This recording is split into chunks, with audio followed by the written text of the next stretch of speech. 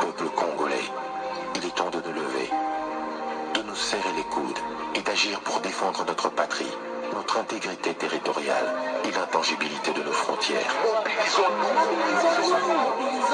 La République démocratique du Congo est victime d'une nouvelle agression rwandaise et des actes criminels et terroristes du M23.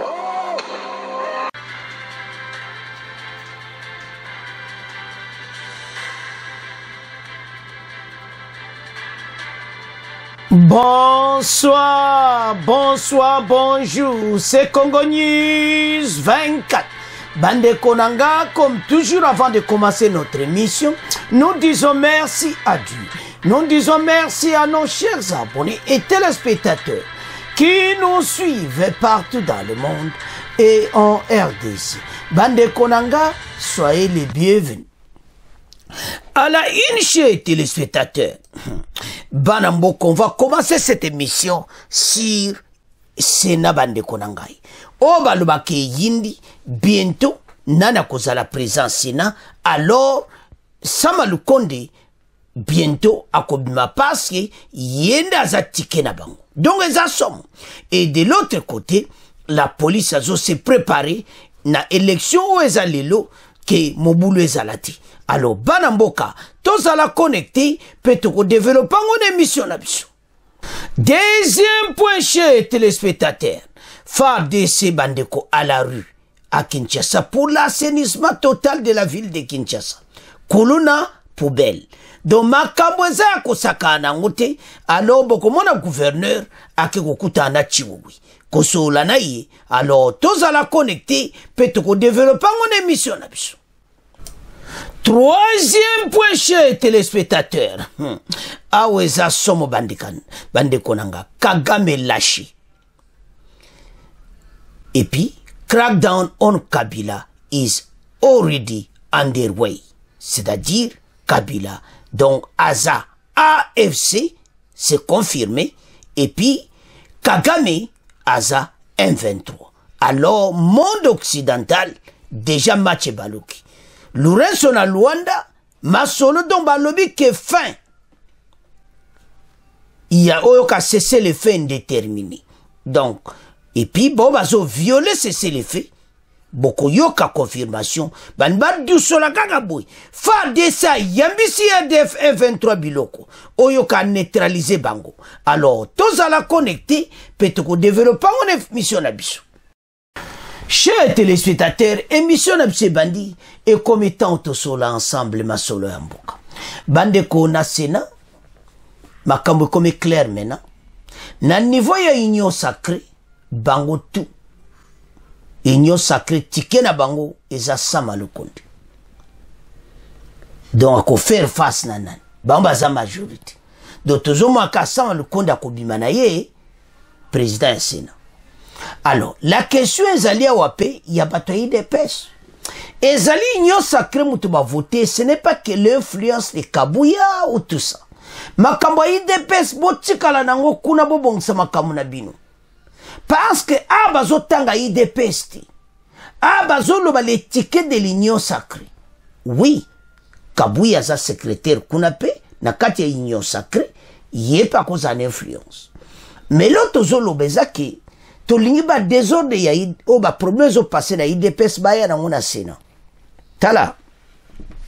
Je vous rassure, chers téléspectateurs, selon la constitution RDC Sénat vote oezo salama lelo samedi et ça vote à kosaganati. C'est pour ça que police a partout. Baliba mona ata oyo kaka désordre te bako yamba yo bakangi. Donc, neto sa l'émission a déjà voté zo salamanango, toko yoka monsieur aussi la l'air nini, toko yoka que Sama Lukonde abimi président ya Sénat.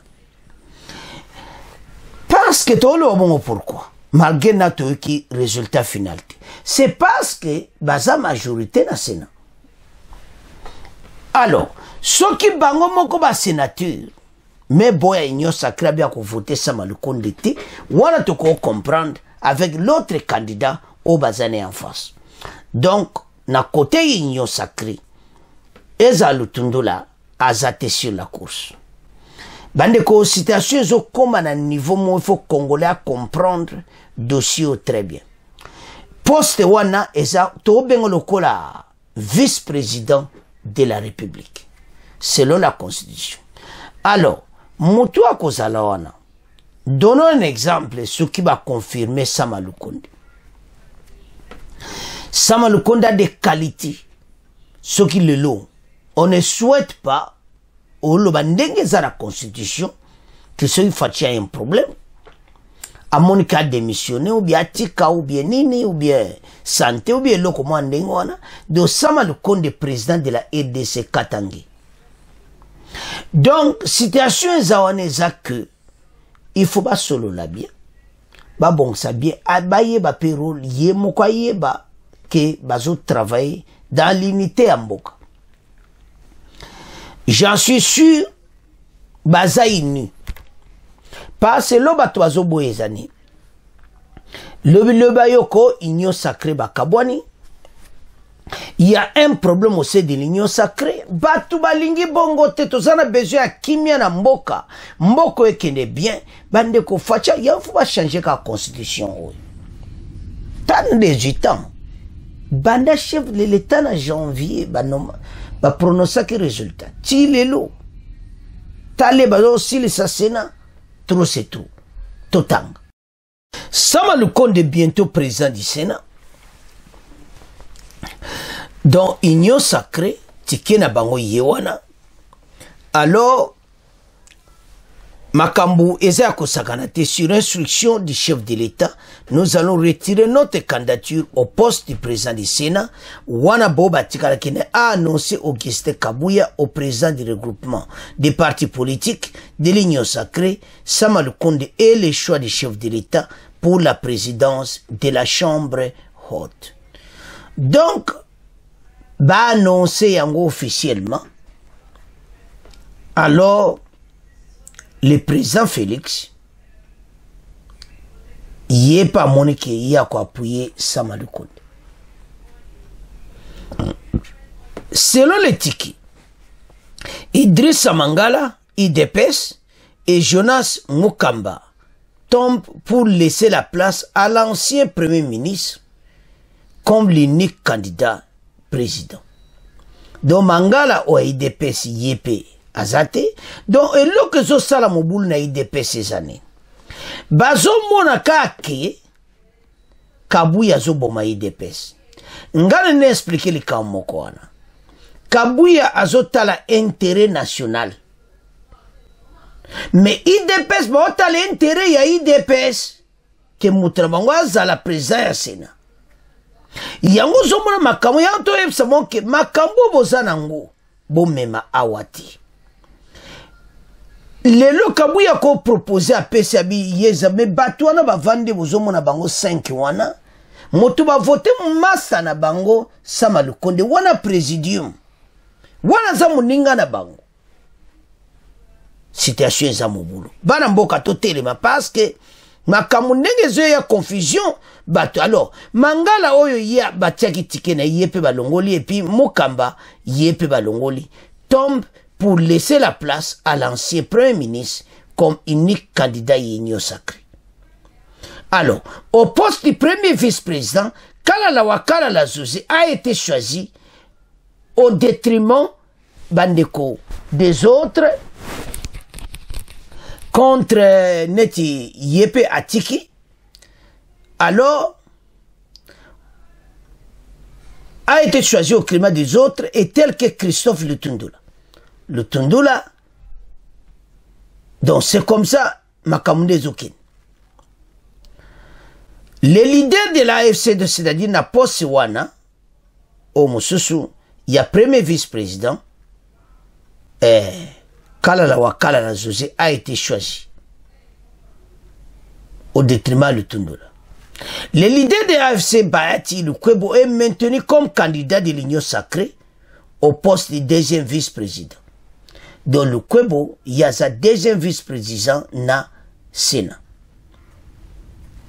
Alors, maintenant, au poste de deuxième vice, Jean Banissa Saïdi MLC candidat au poste rapporteur il y a MLC rapporté, dans un moment, Kabul, et puis Kabongo, et les candidats au poste du questeur, Kabongo, Oyozoyoka, IDP, c'est Salaka Mobulu, et Isabelle Kalamba, Waumba, au poste du questeur adjoint.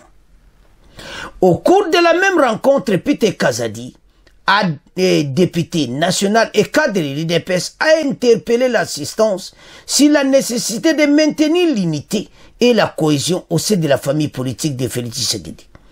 Et ce que le président de la République, informé de l'éclatement programmé au sein de l'Union sacrée, allait laisser cette œuvre éclater sur fond les ambitions égoïstes? Non! Ne faisons pas le jeu de nos ennemis.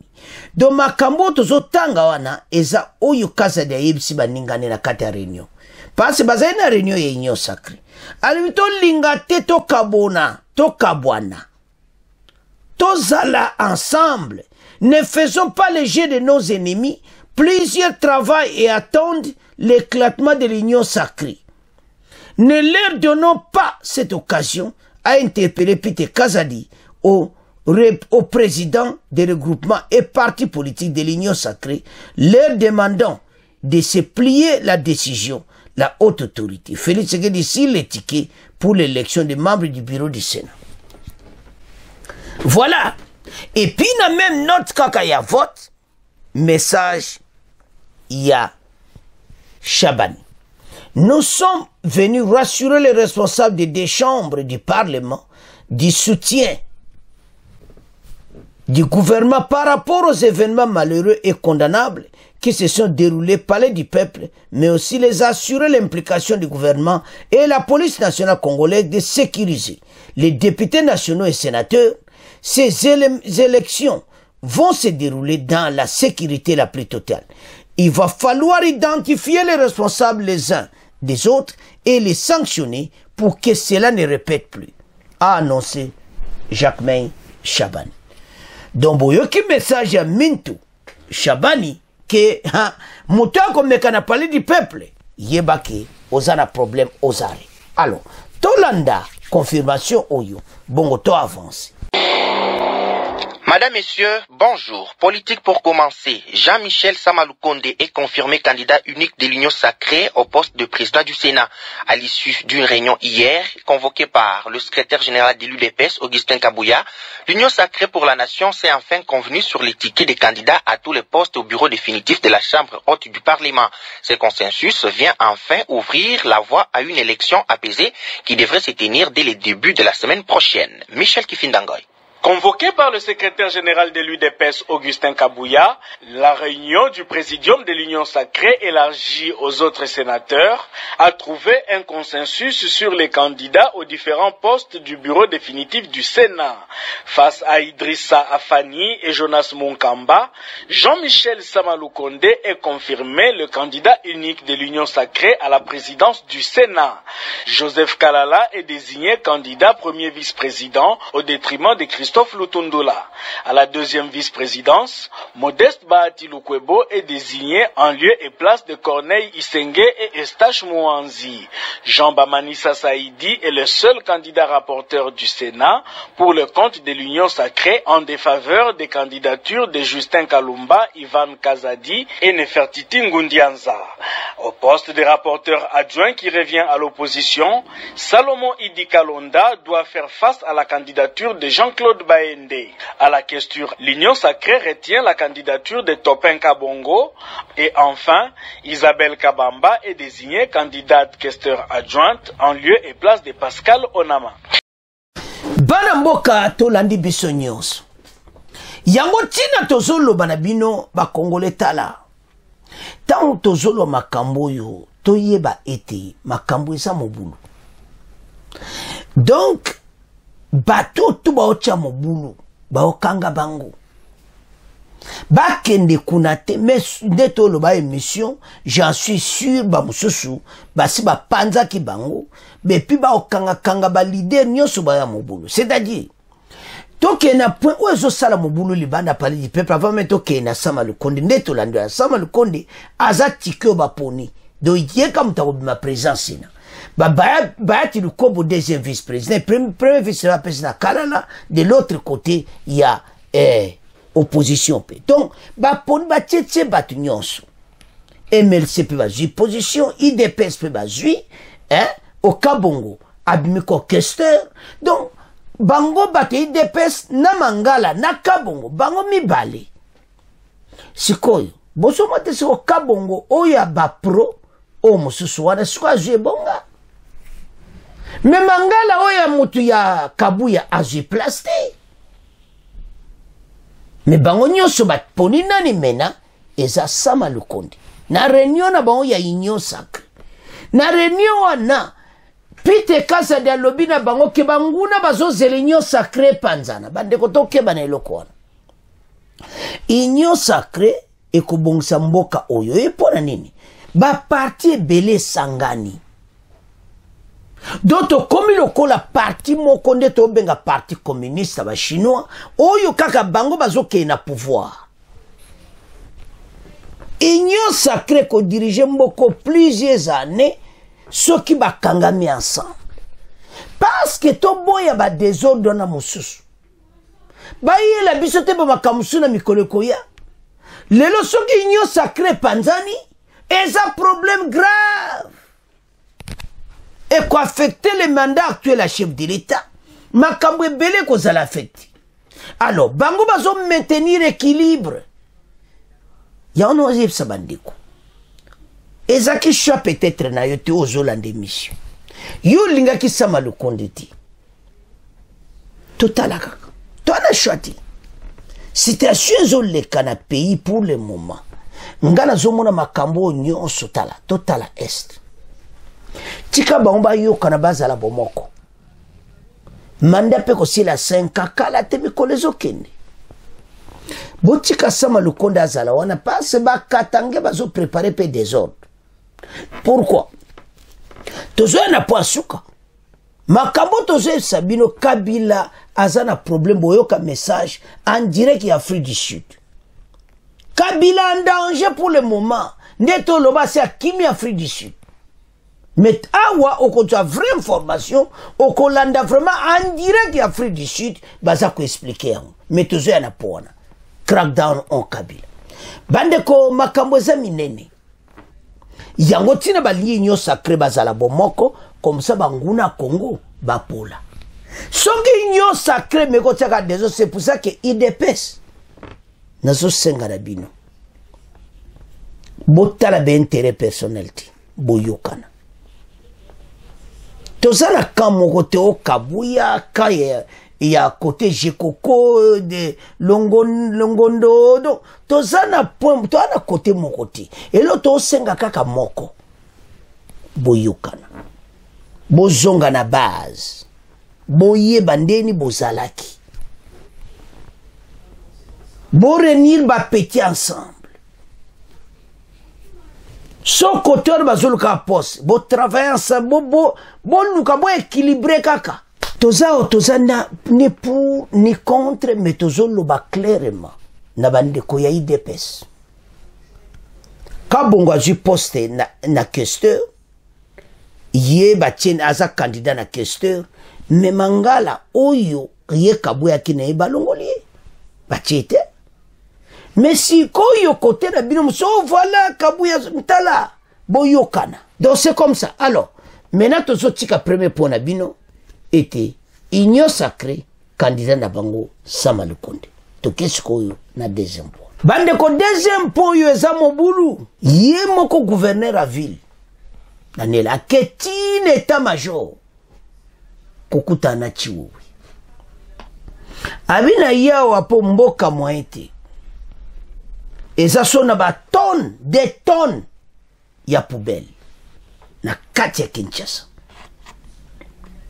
Wana point ya liboso ya mibale bakuluna amoni te police nationale congolaise ye moko okokati yana qui ont des armes na bakuluna oye na poubelle la même chose poubelle partout mutu nyonso zo bwa ke loko na nzela police eza moke bamoni siko mena arme na kati ya Kinshasa ho wow. Nanzela chiwewe ye moko na bango Et puis, limba limba pe yemo kona bango. Pour l'assainissement de la ville de Kinshasa. Nakobeta meli solo bande kumusoso batala ki chaîne ya RD Congo Basango okoyoka kene na chaîne na musoana tocha biloko moko kene kuno yoka. Gouvernement oyo elekaka Kimbuta asaki 12 ans comme gouverneur. Bazaye kopesa ye de 2008 à 2015 $1 million par mois. Je dis bien par mois. Na Union européenne pour Kinshasa propriété. Na kacha push. Badne ba Kimbuta baza batoyo motamba ifa ki okange kote nyonso aza. Toko tiape le su extrait wana awa po bino pe boyoka. Me wana za to ya na ona deuxième partie. Ma to lo bananu oyo koyi lelo. Gouverneur na état-major oh. Chiwewe amonaka gouverneur. Oh. Akoti. Abi chiwewe nga mwaiti. Chiwewe alobi gouverneur problème nini? Abi boya koyidenga. Kinshasa tozana problème avec combien de tonnes? Yemo zo ba 3000 tonnes ya poubelle na Kinshasa. C'est-à-dire armée ya koyi dépasser musala les salama. Mais batu baso continuer kako boaka baluka solution ndé discipline kota na Kinshasa. Batu bayeba ke fona boaka on a poubelle, na boaka place, na boaka na ba tracité, na boaka donc moi été. Asali acte moi kitoko. Parce que bata pe perdre batiki sumbela ba bomi Kinshasa. Yo kena gombe zomo na ka propriété gombe mais kende ba côté musudo poubelle na poubelle. Voilà gouvernement oyo fachi ayekokuta.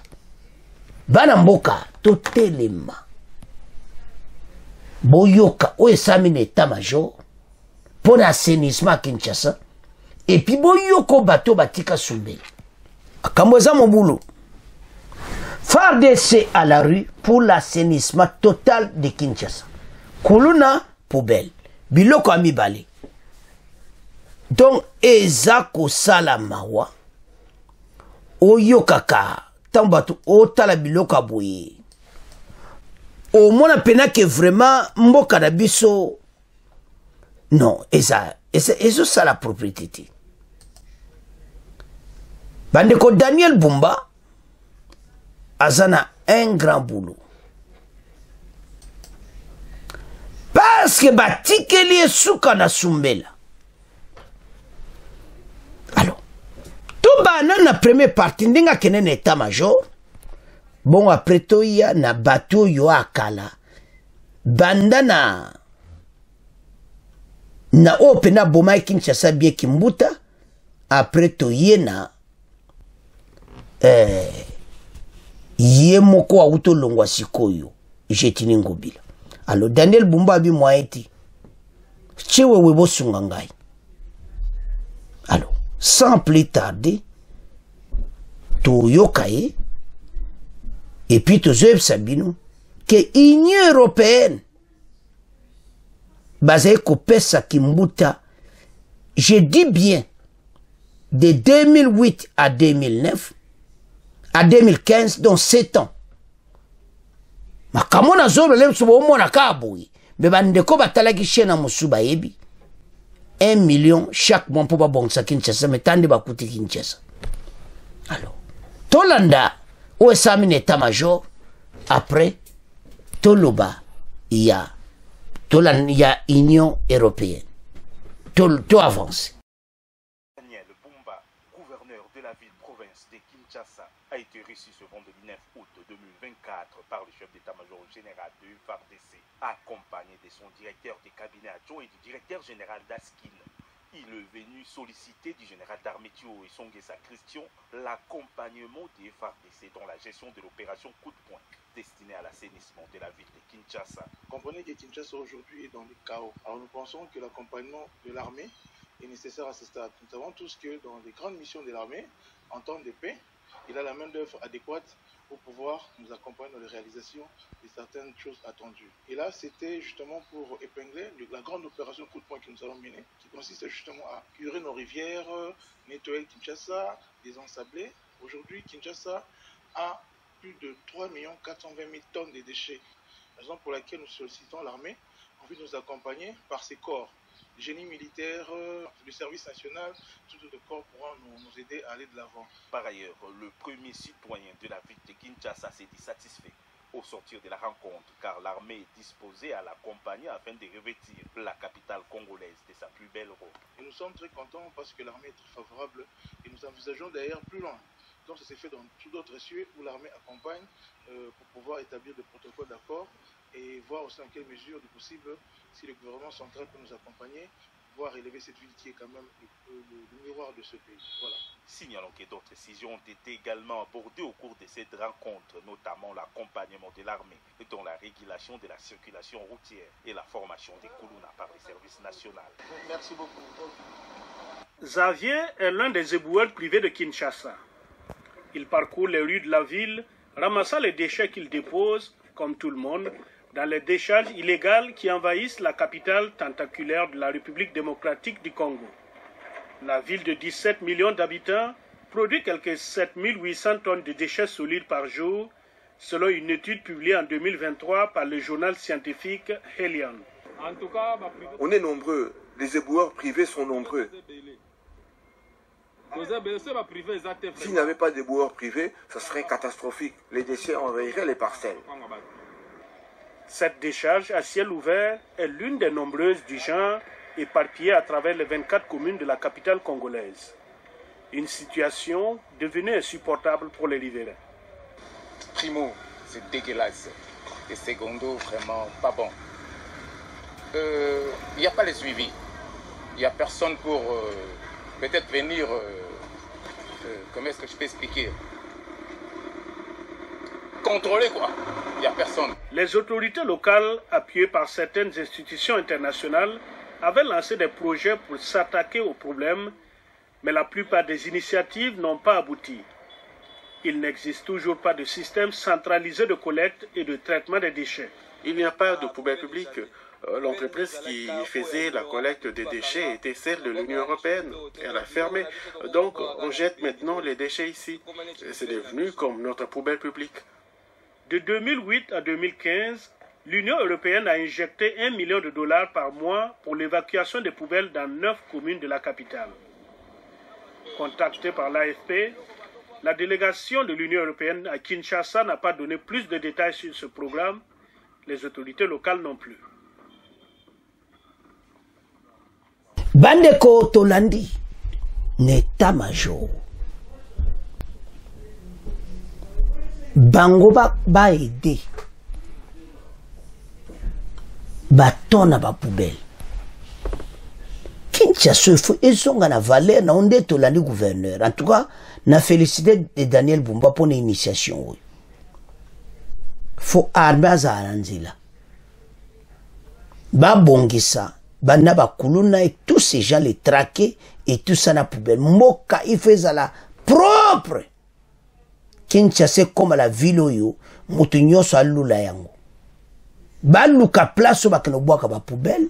Chaque balabala ba tia place mutu nyoso sans un loko akene ko boaka, soit ke ko boaka te passe police azana nzela, arme azana nzela, bakanga batu nyoso wa boaka ba poubelle na nzela. Entre-temps, ba traquer ba kuluna. O bazoki niko salaka batu mabena banda. Eza mawa. Sokozo ta la situation yo. Aza reçoit que ni état-major netolandi. Armée na katanzela, police na katanzela, Kinshasa koma na kimia.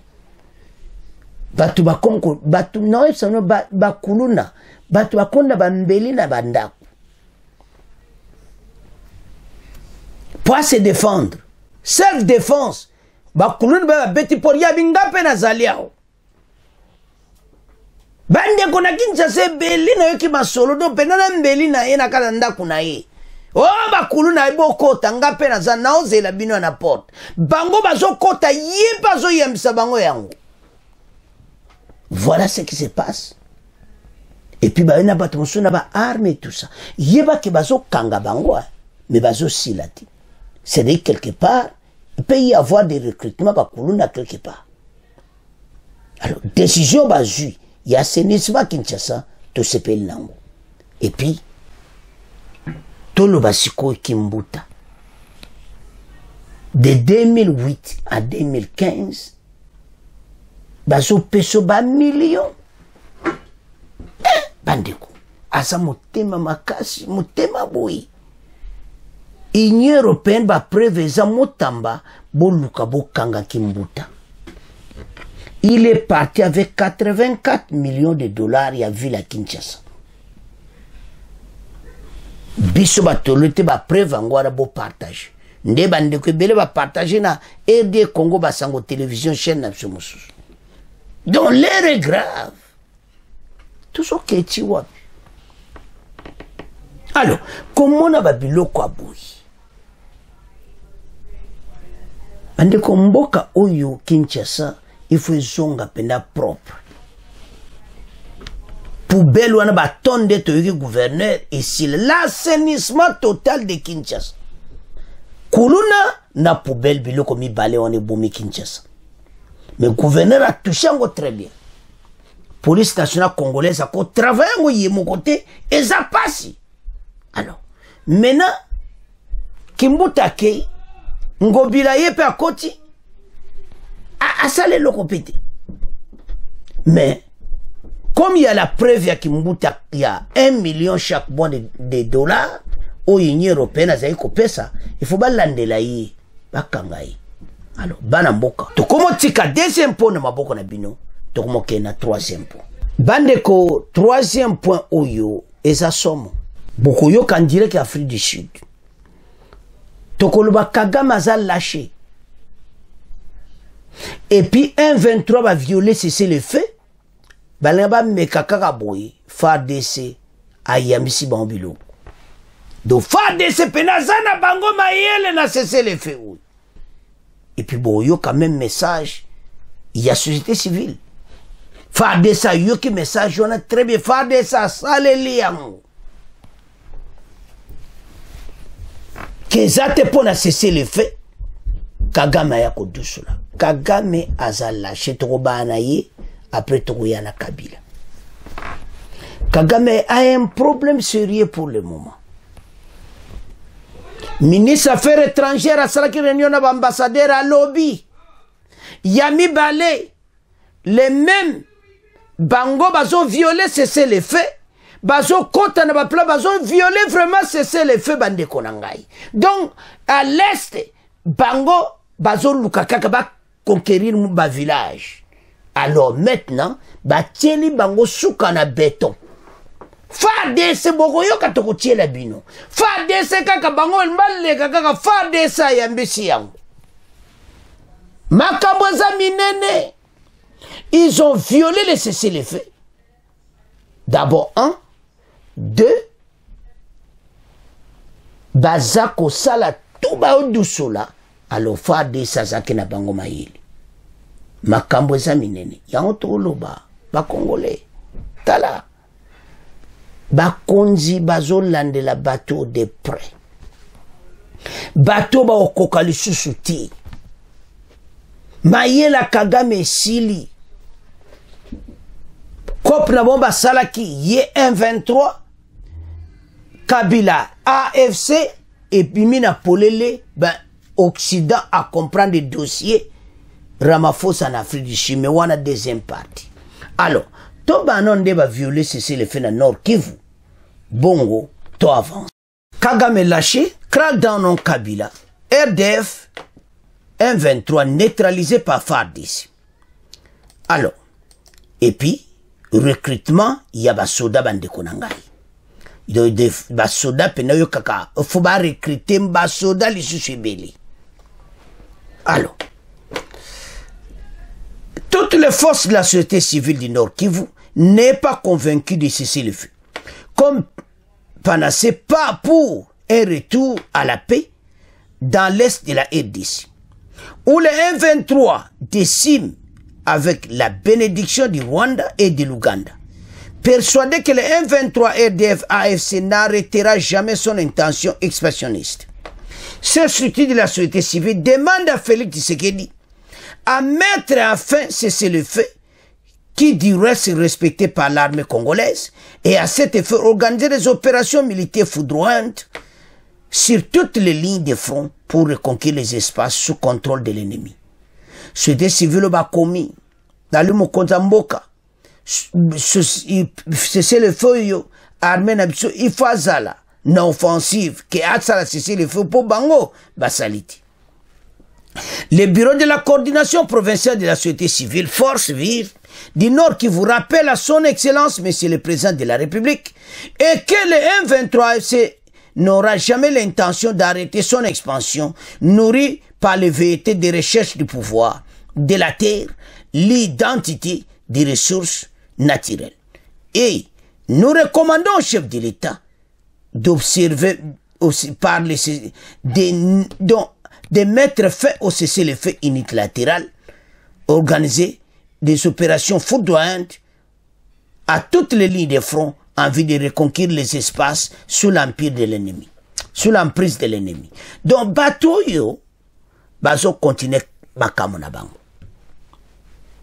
Toujours y en a AFCC Kabila et 123C Kagame. Toujours y en a point. Makambo eza minene bande kon émission. Alors, situation oyo eza ya kosakana na ngoti. Yango tina bozo mona ke makambo ndenge ezokende. Parce que bateau bazo respecté te, toya komaka na situation moko ya guerre. Alors, tolanda bexre oyo to comprendre comment oezoleka na Nord Kivu parce que bateau bazo de sola kaka. Alors cherche bateau bazala mayele te bitumba oyo tozana bateau oyo. Bongo après tokuya na bétidian à la formation militaire après tokuya sur Kabila. Makambo eza minene. Alors, tolanda na extrait oyo ya violation cessez les faits. Bongo to avancer parce que les ako sakana te bango linga ba meka armende bozomo na FARDC. La RDF 123 neutralise oyo kakabango. Donc oyo ka RDF 123 neutralisé par FARDC. Boyo kandeni armée na biso ba sasi bato ya Kagame. O balinga ba violer cesser les faits. Pour mona ke oyo société civile ba lobby, oyo kaka armée na biso ba saleli yango. Match za mobulu banamboka. Kagame o comme na problème. Ndebo zana maye na bine chili. Alors, tolanda extrait oyo bongo to avance. Le Rwanda et ses supplétifs du M23 sont des bellicistes invétérés et se moquent éperdument du processus de Luanda. Ils soufflent le chaud et le froid. La preuve est dans la violation répétitive de la trêve humanitaire d'abord et du cessez-le-feu actuel. La ministre d'État, ministre des Affaires étrangères, coopération internationale et francophonie, Thérèse Kaikwamba Wagner, l'a vigoureusement dénoncé au nom du gouvernement de la République démocratique du Congo devant le corps diplomatique. Malgré le cessez-le-feu, sur le terrain, les RDF et leurs supplétifs se sont une fois encore illustrés par leur violation de la trêve humanitaire et du cessez-le-feu de Luanda, notamment par l'occupation de 3 localités dans le territoire de Rutshuru, à savoir Nyamilima, Ishasha et Nyakokoma. La vie humaine semble n'avoir aucune valeur aux yeux de Paul Kagame. L'évidence est dans le brouillage du GPS dans le Nord Kivu, exposant les avions commerciaux et humanitaires au crash. Le 29 juillet, le gouvernement de la République démocratique du Congo a dénoncé à travers un communiqué de presse des attaques de brouillage des systèmes GPS et d'usurpation d'identité qui affectent l'espace aérien de la province du Nord Kivu, autour en particulier des villes de Goma, Beni, Butembo, Kibumba et Kanyabayonga. Le gouvernement congolais se doit d'aviser la communauté internationale que ces actes mettent aussi en danger les missions humanitaires essentielles menées pour soutenir les populations locales victimes de la guerre d'agression rwandaise. La détermination du gouvernement reste intacte dans la résolution de ce conflit et la ministre d'État, ministre des Affaires étrangères, l'a réaffirmé aux diplomates. Le vice-premier ministre, ministre de la Défense, a indiqué que les forces armées de la République démocratique du Congo ont fait face à des attaques des terroristes M23FC et leurs parrains RDF, en dépit du cessez-le-feu signé à Luanda et la trêve humanitaire décrétée par les États-Unis en territoire de Rutshuru. Mais il a aussi fait part de la riposte qui a été réservée à ces agresseurs par nos forces de défense et de sécurité. Le vice-premier ministre et ministre de la Défense nationale a rassuré que nos forces armées restent vigilantes et plus que déterminées à défendre la patrie en mettant en déroute les ennemis de la paix sur tous les fronts pour rétablir l'autorité de l'État et la sécurité. Bande ko tolandi bekshiro wana mibale. Nde bato yo balinga ba violer moko wana bolandi. Oyo ministre affaires étrangères asola kina ba européen yo saïf bango. Ndenge Kagame zo violer cessez-le-feu. Na ndenge même asala ki makama brillage wana lobi pe yango. Bango ba ko respecter cessez-le-feu. Alors, VPM ma défense. Bolandi Patrick Mouyaya. VPM ma défense. A lobby que ba meka ki kakande ba o violer cessez-le-feu. Fa desa neutraliser ba.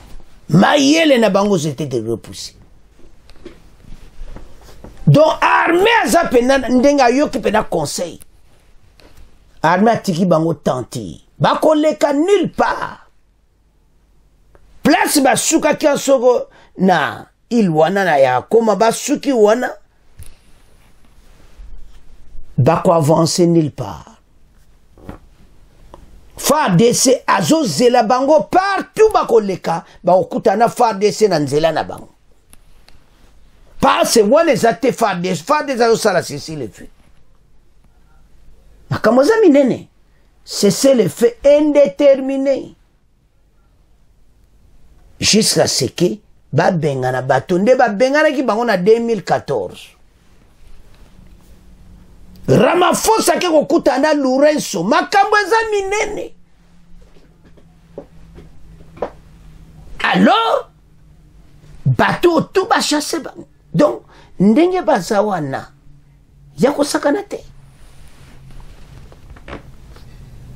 C'est pour ça que ça va congolais. Tala ba konji ba mayele ba baxili sous nombre ba soda recrutement maintenant à niveau étudiant tout nanga combien 16 000 recrues bazo quota 600 déjà kutu basibake ba le 16 000 bazolanda au total. Donc tozo s'attendre que armée comme pena munene ba fachi bazo bongsa makaminene boko yoka na awa na kati mission bolandi wana nde VPM ma défense à lobby ba on balinga ba meka ko violer FARDC ya msiba mbilo et maintenant tozo kende na recrutement pourquoi bazo baksa basoda mboke za munene. Parce que bazo tala côté Ituri, donc partout na frontière na Ouganda, Rwanda, donc ezala ba camp militaire. Donc tina bazo ba vous comprenez que 16 000 o ezo baksama et l'équipe même armée rwandaise ma baza so 12 000. Recrutement eza ko avancer bana mboka pona ko neutraliser ennemi. Baza na problème sérieux. Alors, totanga recrutement parce que pour que succès bateau bazo violer cessez-le-feu, il faut armer à la partout. Total. 16 000 étudiants à la formation militaire.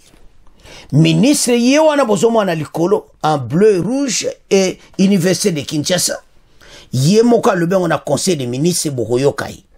Dans son intervention lors de la 8e réunion du conseil des ministres, Safi Sombo Ayan Marie-Thérèse, ministre de l'enseignement supérieur universitaire, est revenu sur la problématique d'utilisation des étudiants paramilitaires de la promotion pilote. À cette occasion, il a rappelé à son ministre, avait lancé en son temps un appel mobilisation des étudiants pour la défense du territoire national en proie de la guerre d'agression imposée à la RDC par le Rwanda et ses supplétifs du 1-23. Bozolanda. Donc, ndenge tozoloba awa. Armée zo baksama 16 000. À ce jour, elle fait savoir, dans le Conseil des ministres, plus de 600 étudiants ont répondu volontairement et près de 16 000 sont prêts à les rejoindre. Et elle a soulevé les préoccupations des étudiants à la première cohorte. Le président de la République qui, à l'engagement patriotique de ces jeunes compatriotes, a instruit le ministre de l'Enseignement supérieur et la réserve de l'armée de défense pour prendre en charge les problématiques liées à l'utilisation des étudiants paramilitaires, rapporte le compte rendu du Conseil des ministres. Alors, sans plus tarder, Toyoga Conseil des ministres, parce que Tobaksa Batu, Kagame, Nabatu na Yebela, 16 000 Bazananzela, Tolanda, confirmation. Problématique d'utilisation des étudiants paramilitaires de la promotion pilote. La ministre de l'Enseignement supérieur et universitaire est revenue sur la problématique d'utilisation des étudiants paramilitaires de la promotion pilote. Elle a rappelé que son ministère avait lancé en son temps un appel à mobilisation des étudiants pour la défense du territoire national en proie à la guerre d'agression imposée à la République démocratique du Congo par le Rwanda et ses supplétifs du M23. À ce jour, plus de 600 étudiants ont répondu volontairement et près de 16 000 sont prêts à le rejoindre pour une formation paramilitaire. Elle a soulevé les préoccupations des étudiants de la première cohorte. Le président de la République, qui a salué l'engagement patriotique de ces jeunes compatriotes, a instruit le vice-premier ministre, ministre de la Défense nationale et ancien combattant, de travailler étroitement avec la ministre de l'Enseignement supérieur et universitaire, ainsi que la réserve armée des défenses, pour prendre en charge la problématique liée à l'utilisation des étudiants paramilitaires. Le Conseil a aussi pris acte de cette note d'information. Banamboka 16 000 bazakori, donc 600 basibake 16 000 baolanda, bolandi Patrick Mouya ya bien à Conseil des ministres. Awa, oyoki ya to sabandiko, boy sabandiko ba s'abonner. Toza uluka information comme que muta yoki ango penda, aoning sa mutu. Donc, avec des preuves, à comprendre que vraiment, sona yo kezayango. Ndeko sona s'abonner, s'abonner bandeko nangai. Alors, maintenant, 16 000 babakisami et l'équipe même armée rwandaise au baza 12 000. Mbokeza munene, il faut armer bazala masse, bazala ebele pour te conquérir le territoire national. Partout qu'on les ka armée, tabande qu'on a mis koya. Armée na biso, ko sakana te. To si to telemina ndenga mukete, pe tozo gagner bitumba oyo. Alors banamboka to telema. Parce match to zanango, biso tozo gagner yango. FARDC a cause la vainqueur à tabondimité. Banguna Congo. Ha, Bolandia. Balinga ba violer cesser le fait. Ba yambi biloko. Yantia to lobaki. Armée a komaïli. C'est le fazo sala. Azotala. Ba lekate. Bazana place à ko lekate. Et loko tikali sikoyo. Kagame atika. Soko atikiti. Akozala menacé. Nandenga mukete. Armée na biso. Na armée ya Sadek bazo pese ba arme. Makambo échangé. Ya to lo bake 1-23 oyo bakene kuna batuana bazana problème sérieux. Alors, ya otia to lo bake. Toke directement na pona, bato bazo supporter AFC ya nanga. Bako kanga bako récupérer ba territoire nyonso makambo na zoloba. Eza oyo bakonzi bazoloba. Bako kanga bango nyonso. bokoyo kamina to komi na po ya Kabila ande ko to landa très bien en direct ya Afrique du Sud ba reporter que crackdown on Kabila is underway. Boko tanga, boko yoka, donc ezama kama ko sakana te.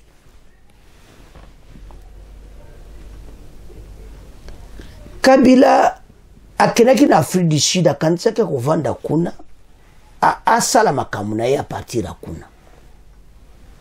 C'est Ramaphosa ke Luanda.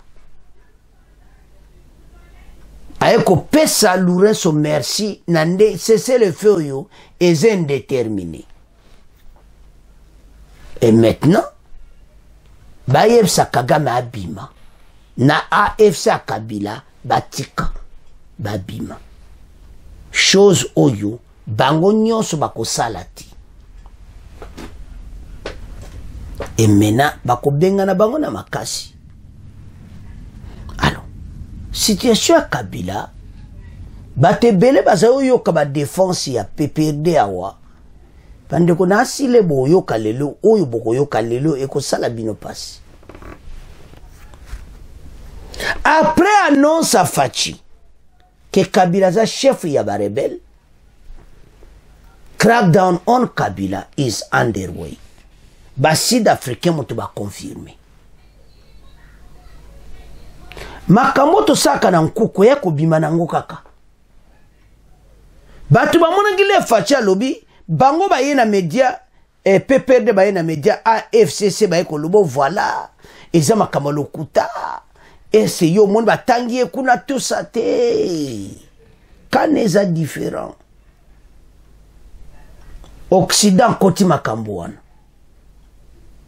Donc ce qui va se passer, yaya na ndimita uzasuna mboka akozonga lisusu awate soka zoe ba okanga ba olukisa e pour le moment biso batutolobiti répression bandi déjà non recherche bandi bazo lukisa yi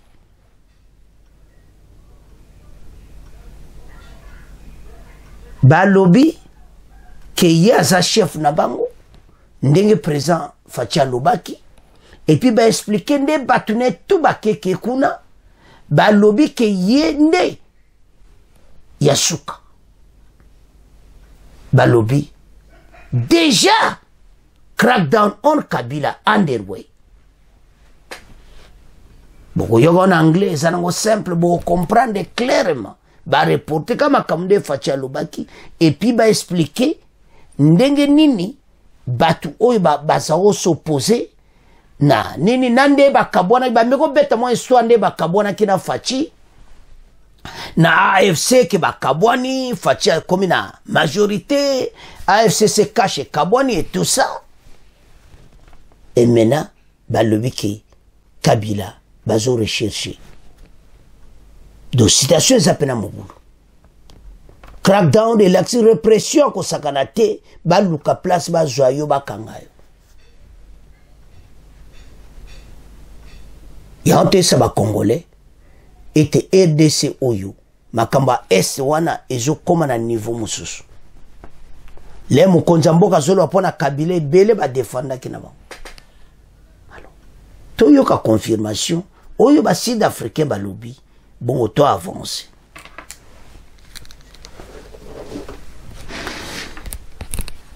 Nzambe nangai Kagame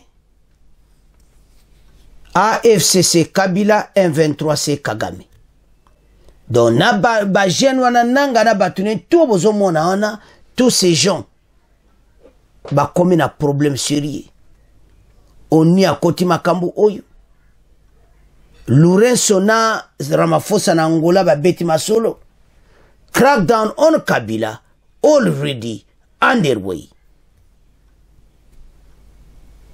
Et c'est bien te biloko to batu ba bono baloba banda kala ke ye mutaza chef na bango ye mutaza chef na mome tala le Fachi eko loba yango.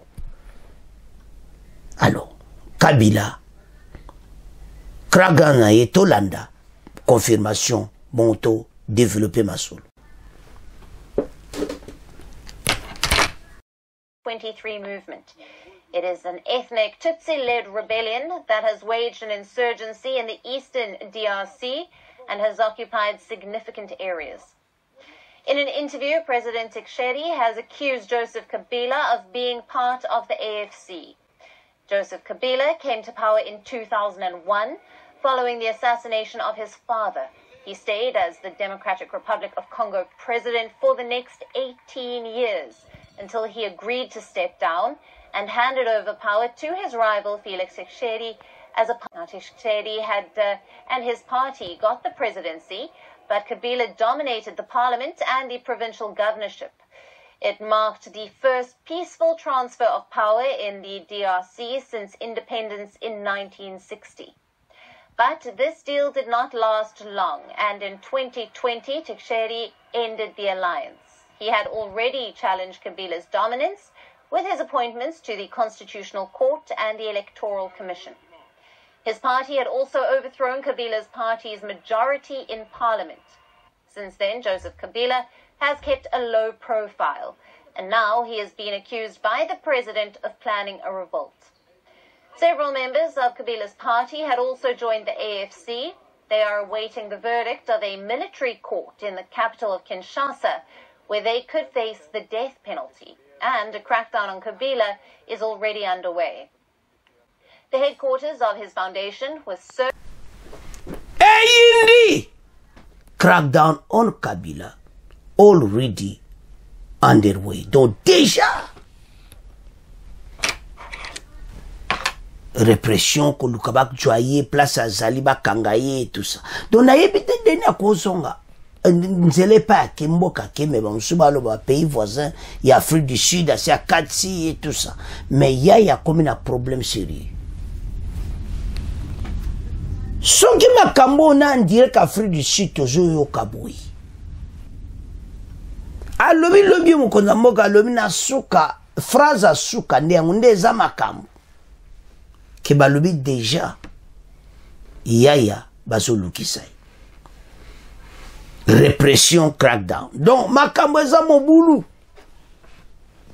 Sikoyo. Boso mona teke